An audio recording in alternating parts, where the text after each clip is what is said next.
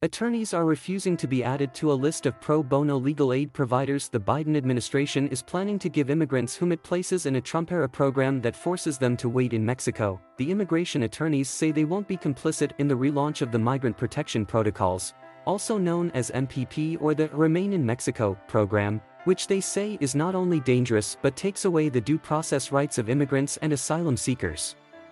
Organizations that help immigrants at the border will continue their work, said Sue Keniep-Falzer, director of the Border and Asylum Network at HIS, the Jewish nonprofit that aids refugees. But signing on to a list created by the administration that will send more immigrants into squalid border camps and crowded shelters than they can represent is a farce and a hollow gesture, she said. For all of us, our duty is to the migrants, not the U.S. government, Keniep-Falzer told BuzzFeed News. What we're not going to do is be complicit with the government in trying to make MPP somehow more palatable, because there's no way MPP can be made more humane.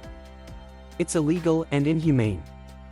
The program was created in January 2019 under former President Donald Trump and forced more than 71,000 immigrants and asylum seekers to wait in Mexico for months, and in some cases years, while a U.S. judge considers their case.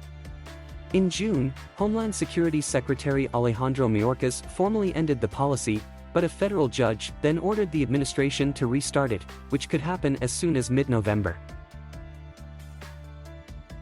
Immigration advocates have said the administration hasn't done enough to fight the court order, and they've criticized how lists of pro bono attorneys have been used by officials when MPP was previously running. When an immigrant would show up to their court hearing without an attorney, judges would give them more time to find representation, postponing their case for months and referring them to a list of pro bono attorneys.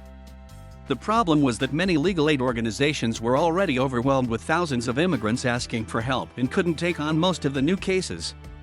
The pro bono list, advocates said, became a false beacon of hope for immigrants and asylum seekers. Felipe, an asylum seeker from Honduras who was placed in the MPP program with his family, said he was handed a list of pro bono legal aid providers when he attended his first court hearing. The hearing took place in a tent in Brownsville, Texas, and the judge presided remotely, appearing via a screen. "I called the numbers on the list, but no one ever picked up," Felipe told BuzzFeed News. Thank you for watching. Please subscribe.